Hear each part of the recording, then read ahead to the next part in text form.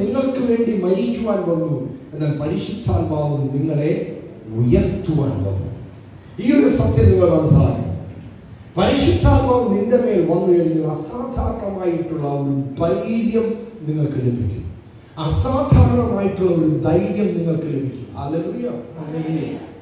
സാധാരണ ധൈര്യമല്ല, അസാധാരണമായിട്ടുള്ള ധൈര്യം. അതുകൊണ്ടാണ് എന്ത് സംഭവിച്ചത്? പൗലോസ്ലീഹായുടെ കയ്യിൽ കടിച്ചു തൂങ്ങിക്കിടക്കുന്ന പാമ്പിനെ അദ്ദേഹം കൂളായിട്ട് അത് എടുത്തിട്ട് തീക്കകത്തേക്ക് ഇട്ടു. അസാധാരണമായ ധൈര്യം. എല്ലാവരും പറയും അസാധാരണമായ ധൈര്യം, അസാധാരണമായ ധൈര്യം.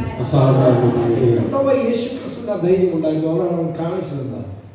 തിരമാലകളോട് കൽപ്പിച്ചു, കാറ്റും കോളുകളായി വന്ന് ഇപ്പോൾ തന്നെ ബോട്ട് എല്ലാം മറഞ്ഞ് വെള്ളത്തിലാകുമെന്നുള്ള പ്രതിസന്ധിയിൽ വന്നപ്പോൾ കർത്താവ് പ്രാർത്ഥിച്ചുകൊണ്ടിരിക്കുകയല്ലായിരുന്നു.